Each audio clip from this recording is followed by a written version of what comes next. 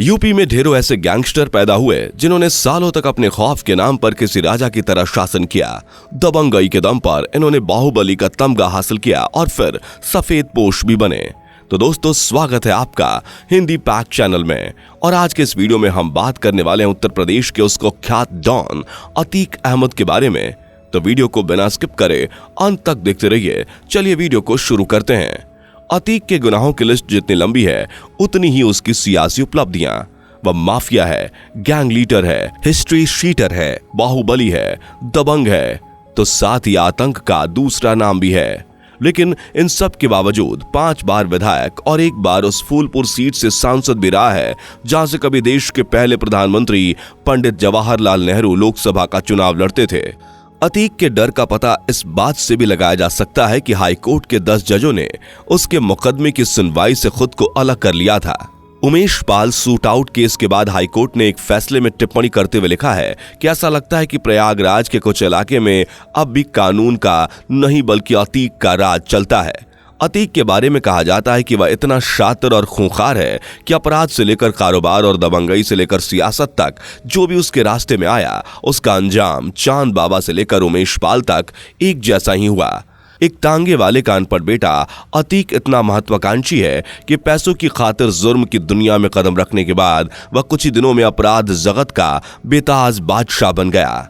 अपने गुनाहों पर पर्दा डालने के लिए उसने सियासत को कवच के तौर पर इस्तेमाल किया और अपराध व राजनीति के दम पर करोड़ों नहीं बल्कि अरबों का आर्थिक साम्राज्य खड़ा कर लिया। अतीक को गुनाहों की दुनिया इतनी पसंद आ गई कि उसने अब पूरे परिवार को इसमें शामिल कर लिया है। वह खुद गुजरात की साबरमती जेल में बंद है तो छोटा भाई अशरफ यूपी की बरेली जेल में, बड़ा बेटा उमर लखनऊ जेल में कैद है तो दूसरा बेटा अली अहमद प्रयागराज की नैनी सेंट्रल जेल में है। तीसरे बेटे असद पर Umesh Pal shoot out case में 2.5 लाख रुपए का इनाम घोषित है तो पत्नी शाइस्ता प्रवीण फरार हैं। एजम और अबान नाम के 2 नाबालिग बेटे बाल संरक्षण गृह में हैं। पर क्या आपको पता है कि अतीक के पिता एक साधारण परिवार से थे और वो तांगा चलाया करते थे, पर एक तांगे वाले का बेटा आखिर इतना कुख्यात अपराधी कैसे बन गया? आइए जानते हैं। एक दौर था जब अपराधी सियासत की शतरंजी बिसात पर मोहरे की तरह इस्तेमाल होते थे। वह नेताओं के लिए जान लेने व देने में कतई नहीं हिचकते थे। लेकिन 90 के दशक की शुरुआत से पहले क्षेत्रीय पार्टियों की आसमान छूती महत्वाकांक्षाओं ने अपराधियों को ही सत्ता में भागीदार बना दिया। जो क्रिमिनल एनकाउंटर से बचने व दूसरे फायदों के लिए सत्ताधारी नेताओं की परिक्रमा करते नहीं थकते थे, वह खुद जनता के मुख्तार बनने लगे। अतीक अहमद के पिता हाजी फिरोज भी आपराधिक प्रवृत्ति के थे। वो तांगा चलाते थे।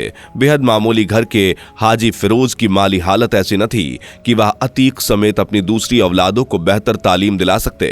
पिता के नक्शे कदम पर चलने की वजह से अतीक के खिलाफ सन 1983 में जो पहली FIR दर्ज हुई, उस वक्त उसकी उम्र महज 18 साल की थी। कुछ ही सालों में अतीक के गुनाहों की तूती बोलने लगी तो वह जिले के कानून व्यवस्था के लिए खतरा बनने लगा। अतीक और पुलिस में लुका छुपी का खेल आम हो गया था। एक वक्त ऐसा भी आया जब अतीक और उसके करीबियों पर पुलिस एनकाउंटर के मारे जान का खतरा मंडराने लगा। पुलिस एनकाउंटर से बचने के लिए अतीक ने सांप्रदायिक कार्ड खेला और 1989 में हुए यूपी के विधानसभा चुनाव में इलाहाबाद वेस्ट सीट से निर्दलीय उम्मीदवार के तौर पर किस्मत आजमाई। उस दौर के हालात के चलते अतीक को चुनाव में कामयाबी भी मिल गई और वह माननीय विधायक बन गया। 1989 के इस चुनाव में तत्कालीन पार्षद और अतीक जैसी ही आपराधिक छवि का चांद बाबा भी मैदान में उतरा था। अतीक को यह बात इतनी नागवार गुजरी कि वोटिंग के बाद नतीजे आने से पहले ही उसने रोशन बाग इलाके के कबाब पराठे की दुकान पर उसे अपने गुर्गों के साथ मिलकर गोली और बमों से मौत के घाट उतार दिया। इसके बाद वह इसी इलाहाबाद सिटी वेस्ट सीट से 1991, 1993, 1996 और 2002 में भी लगातार जीत हासिल करता रहा। पहला 2 चुनाव वह निर्दलीय उम्मीदवार के तौर पर जीता। तीसरे चुनाव में वह आजाद उम्मीदवार के तौर पर ही मैदान में उतरा, लेकिन सपा बसपा गठबंधन ने उसे अपना समर्थन दिया और उसके खिलाफ कोई प्रत्याशी नहीं खड़ा किया। 1996 में वह समाजवादी पार्टी के टिकट पर विधायक चुना गया तो 2002 में डॉक्टर सोनेलाल पटेल ने अपना दल से 2002 के चुनाव के वक्त वह अपना दल का प्रदेश अध्यक्ष बना था और हेलीकॉप्टर से यूपी में कई जगहों पर प्रचार के लिए गया था। उसने अपने साथ अपना दल के 2 और उम्मीदवारों को जीत दिलाई थी। साल 2004 में फिर से सपा में न सिर्फ उसकी वापसी हुई बल्कि वह मुलायम सिंह की पार्टी से उस फूलपुर से सांसद चुना गया जो कभी देश के पहले प्रधानमंत्री पंडित जवाहरलाल नेहरू की सीट हुआ करती थी। 2004 में सांसद चुने जाने तक अतीक ने जिस भी चुनाव में किस्मत आजमाई उसे हर जगह कामयाबी मिली। 25 जनवरी साल 2005 को प्रयागराज में एक ऐसी घटना घटी जो न सिर्फ इतिहास बन गई बल्कि उसने अतीक और उसके परिवार के सियासी करियर को तबाह करके रख दिया। इस घटना के बाद भी अतीक ने लोकसभा और विधानसभा के कई चुनाव लड़े, लेकिन हर एक चुनाव में नाकामी ही उसके हिस्से आई। दरअसल सांसद बनने के बाद अतीक को विधानसभा की सदस्यता छोड़नी पड़ी। अतीक ने अपने इस्तीफे से खाली हुई सीट पर अपने छोटे भाई खालिद अजीम और अशरफ को सपा का टिकट दिलवा दिया। अशरफ के मुकाबले बीएसपी ने क्रिमिनल राजू पाल को टिकट दिया। 2 बाहुबलियों की लड़ाई में अशरफ चुनाव हार गया और राजू पाल विधायक चुन लिया गया। विधायक बनते ही राजू पाल पर कई बार जानलेवा हमले हुए। 25 जनवरी 2005 को शहर के धूमनगंज इलाके में विधायक राजू पाल की दिन दहाड़े हत्या कर दी गई। विधायक की हत्या का आरोप अतीक और अशरफ पर लगा। इस मामले में दोनों भाइयों को जेल भी जाना पड़ा। राजू पाल की हत्या के बाद सिटी वेस्ट सीट पर दूसरा उपचुनाव हुआ। तत्कालीन मुलायम सरकार ने इसे अपनी प्रतिष्ठा से जोड़ लिया और सरकारी मशीनरी की मदद से अशरफ विधायक चुन लिया गया। इसी सीट से साल 2007 में चुनाव में अशरफ और 2012 में अतीक को हार का सामना करना पड़ा। राजू पाल की हत्या का आरोप अतीक के गले की ऐसी फांस बनी जिससे वह आज तक नहीं उबर सका और वह उसके लिए नासूर बन चुका है और अब मिट्टी में मिलने की कगार पर पहुंच गया है। अतीक ने साल 2009 के लोकसभा चुनाव में प्रतापगढ़ से अपना दल के टिकट, 2014 में श्रावस्ती सीट से समाजवादी पार्टी के टिकट, 2018 में फूलपुर सीट के उपचुनाव में आजाद और 2019 में निर्दलीय उम्मीदवार के तौर पर वाराणसी सीट से पीएम मोदी के खिलाफ लोकसभा चुनाव लड़ा, लेकिन सभी जगह उसे करारी हार का सामना करना पड़ा। श्रावस्ती को छोड़कर लोकसभा के बाकी तीनों चुनाव में उसकी जमानत तक जब्त हो गई। ऐसा नहीं है कि सफेद पोस्ट बनने के बाद अतीक ने काली करतूतों से तौबा कर ली हो, बल्कि यह कहा जा सकता है कि वक्त के साथ साथ उसके अपराधों की संख्या बढ़ती चली गई। उसने सियासत को ढाल के तौर पर इस्तेमाल किया और हत्या, जानलेवा हमले, डकैती और अपहरण जैसी वारदातों को अंजाम देता रहा। सियासत में स्थापित होने के बाद उसने संगठित अपराध पर ज्यादा फोकस किया और आपराधिक घटनाओं के बजाय अपना आर्थिक साम्राज्य मजबूत करने में लग गया। तमाम बेनामी संपत्तियां बनाई, करीबियों के नाम पर करोड़ों अरबों के ठेके लिए और बाद में कमीशन लेकर उन्हें दूसरों को दे दिया। देश के तकरीबन 1 दर्जन राज्यों में अतीक का कारोबार फैला हुआ है। उसकी नामी और बेनामी संपत्तियां हैं। रियल एस्टेट के, रेलवे के, स्क्रैप के कारोबार के अलावा उसकी आमदनी का सबसे बड़ा जरिया अरबों खरबों के ठेके लेने का है। ठेके के कई काम वो अपने लोगों से कराता है तो साथ ही तमाम ठेके कुछ कमीशन लेकर दूसरों को ट्रांसफर कर देता है। रंगदारी वसूली और गुंडा टैक्स से भी उसने अरबों रुपए कमाए हैं। 1995 में लखनऊ के चर्चित स्टेट गेस्ट हाउस कांड में भी अतीक का नाम उछला था। अतीक ने सफेद पोस्ट बनने का किस तरह दुरुपयोग किया, इसका अंदाजा इसी से लगाया जा सकता है कि उसके खिलाफ 90% से ज्यादा मुकदमे जनप्रतिनिधि बनने के बाद ही दर्ज हुए हैं। कभी महंगी गाड़ियों के काफिले तो कभी घोड़े पर सवार होकर असलहाधारियों की फौज के साथ जब वह सड़कों पर चलता था तो फिल्मों के डॉन सरीखा नजर आता था। संगठित अपराधों को अंजाम देने और खुद को आर्थिक तौर पर मजबूत करने की वजह से उसे माफिया कहा जाने लगा। Atiq Ahmad inter state gang का संचालक है। उसके गैंग का नंबर IS 227 है। उसके गैंग में 121 एक्टिव मेंबर हैं। गैंग के पास असहलों का जखीरा है। प्रयागराज पुलिस ने उसकी हिस्ट्री शीट भी खोल रखी है।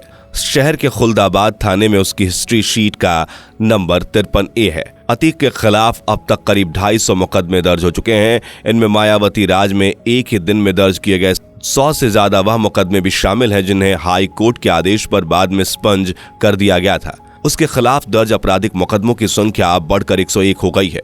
बड़ी संख्या में उसके मुकदमे वापस लिए जा चुके हैं, जबकि सबूतों और गवाहों के अभाव में तमाम मुकदमों में वह बरी हो चुका है। अभी तक उसे किसी भी मुकदमे में सजा नहीं मिल सकी है। मौजूदा समय में भी उसके खिलाफ 58 मुकदमे एक्टिव हैं।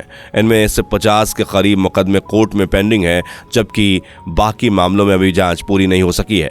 अतीक अहमद को माफिया, बाहुबली और डॉन यूं ही नहीं कहा जाता। सख्त सरकार और जेल में रहने के बाद भी उसके जुर्म का सिक्का चलता रहता है। वह जेल के सलाखों के पीछे से अपनी सल्तनत चलाने में माहिर है। देवरिया जेल में कैद रहते हुए उसने न सिर्फ लखनऊ के कारोबारी का अपहरण कर उसे जेल बुलवाया, बल्कि वहां उसकी पिटाई कर उसका वीडियो भी सिर्फ इसलिए वायरल किया ताकि बाहर उसके नाम की दहशत बनी रहे। इसी तरह उसने प्रयागराज में एक कारोबारी का भी अपहरण कराकर उसे जेल बुलवाया और खुद उसकी पिटाई भी की थी। Umesh Pal shoot out case में वारदात को अंजाम देने वाले एक भी शूटर ने चेहरे पर नकाब नहीं लगा रखा था। अतीक के बेटे असद ने भी पहचान छिपाने की कोई कोशिश नहीं की। शूट आउट को फिल्मी अंदाज में बेखौफ तरीके से सिर्फ इसलिए अंजाम दिया गया ताकि अतीक और उसके गैंग का टेरर फिर से कायम हो सके। प्रयागराज की शूट आउट यूनिवर्सिटी में गुर्गों के साथ घुसकर वहां के टीचर्स को सरेआम पिटाई किए जाने के मामले में फरवरी 2017 से वह जेल में है। लखनऊ के कारोबारी मोहित अपहरण कांड में सुप्रीम कोर्ट के आदेश पर वह पिछले करीब 4 साल से गुजरात की अहमदाबाद जेल में है। सुप्रीम कोर्ट ने बेहद तल्ख टिप्पणी के साथ उसे यूपी से बाहर किसी दूसरे राज्य की जेल में ट्रांसफर किए जाने के आदेश दिए थे। इलाहाबाद हाई कोर्ट अतीक के साथ ही उसके परिवार वालों के मुकदमे की सुनवाई करते हुए तमाम चौंकाने वाली टिप्पणियां कर चुका है। हाईकोर्ट के 10 जज तो अतीक से जुड़े मुकदमे की सुनवाई से खुद को अलग भी कर चुके हैं। अतीक का छोटा भाई पूर्व सपा विधायक अशरफ इन दिनों यूपी की बरेली जेल में बंद है। जुलाई 2020 में वह गिरफ्तार किया गया था। गिरफ्तारी के वक्त उसके खिलाफ 33 मुकदमे दर्ज थे। 2.5 सालों में जेल में रहते हुए उस पर 19 और आपराधिक केस दर्ज हुए हैं और मुकदमे की संख्या बढ़कर अब 52 हो गई है। अशरफ पर कई सालों तक 1 लाख रुपए का इनाम घोषित था। 2 नाबालिग छोटे बेटों को छोड़कर अतीक के बाकी 3 बेटों के खिलाफ भी क्रिमिनल केस दर्ज है। सबसे बड़ा बेटा उमर लखनऊ तो दूसरे नंबर का अली अहमद प्रयागराज की नैनी सेंट्रल जेल में कैद है। सीबीआई द्वारा 2 लाख रुपए का इनाम घोषित किए जाने के बाद बड़े बेटे उमर ने लखनऊ में सरेंडर किया था। दूसरे नंबर के बेटे अली ने 5 करोड़ रुपए की रंगदारी मांगने के मामले में पिछले साल जुलाई महीने में प्रयागराज कोर्ट में सरेंडर किया था। तीसरा बेटा Asad Umesh Pal shoot out case में मोस्ट वांटेड है और उस पर 2.5 लाख रुपए का इनाम रखा गया है। माफिया अतीक इतना शातिर दिमाग है कि वह सिस्टम को खरीद लेने और आतंक फैलाकर दबाने में यकीन रखता है। अतीक के खिलाफ तमाम बड़ी कार्रवाइयां करने वाले यूपी पुलिस के पूर्व आईजी रिटायर्ड आईपीएस अफसर लालजी शुक्ल का साफ तौर पर कहना है कि पुलिस और दूसरे महकमे के तमाम लोगों ने कभी अतीक को मोहरे की तरफ इस्तेमाल किया तो कभी उससे मिलने वाले उपहारों की लालच में उसके इशारे पर नाचते रहे। सरकारी तंत्र की मिलीभगत और मेहरबानी के चलते ही उसने अरबों का साम्राज्य खड़ा कर लिया, गुनाहों की दुनिया का बेताज बादशाह बन गया और देश विधानसभा से लेकर देश के संसद में पहुंचकर माननीय बन गया। लालजी शुक्ल के मुताबिक अपनी राह में रुकावट बनने वाले किसी भी शख्स को उसने नहीं छोड़ा। चांद बाबा से लेकर उमेश पाल तक सबका एक ही अंजाम कराया।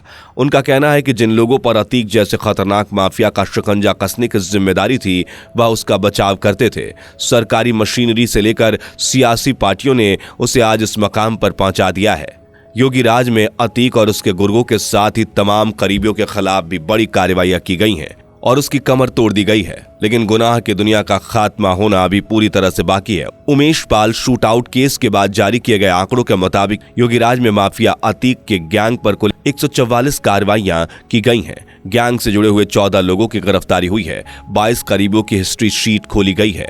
14 लोगों के खिलाफ गुंडा एक्ट की कार्रवाई की गई है। 68 शस्त्र लाइसेंस रद्द किए गए हैं। 2 लोगों को जिला बदर किया गया है। गैंगस्टर एक्ट के तहत 415 करोड़ की संपत्ति जब्त की गई है।